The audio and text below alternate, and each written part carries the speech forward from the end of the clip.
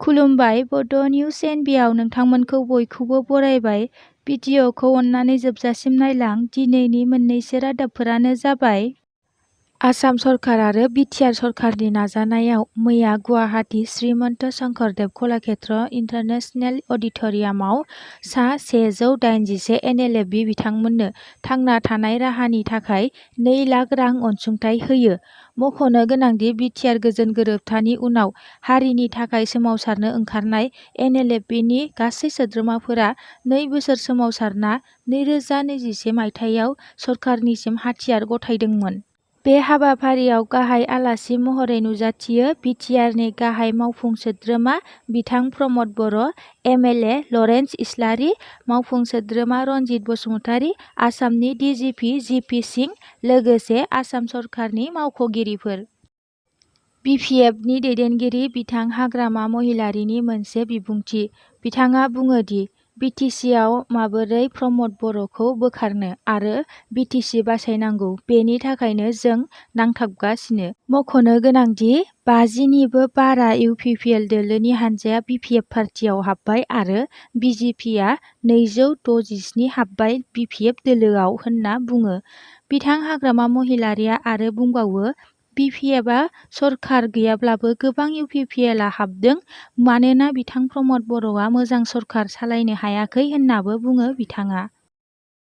गोबाव समनिफ्रायनो Bodoland इउनिभार्सिटिनि vice chancellor Laishram लादु सिंहखौ बोखारनो थाखाय दाबि खालामबोबाय थादोंमोन, नाथाय दासिमबो भाइस चेन्सेलरआ रिजाइन लायाखै।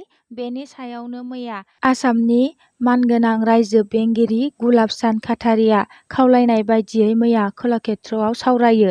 बे सावरायलायनायनि गेजेरजोंनो मोजां फिथाइ मोन्दों होननाबो फोरमायो बिथां दिपेन बर'आ।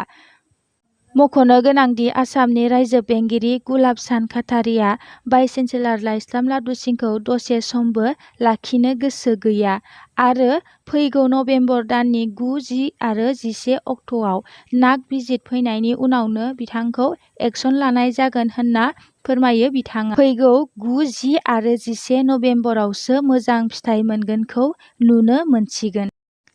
भारतनि बोथोर बिगियानगिरिफोरनिफ्राय मिथिनो मोननाय जादों दि आरब लैथोमानिफ्राय बे साननैसोआवनो बार फाखन सोमजिनो हागौ होनना खौरां मोननाय जादों।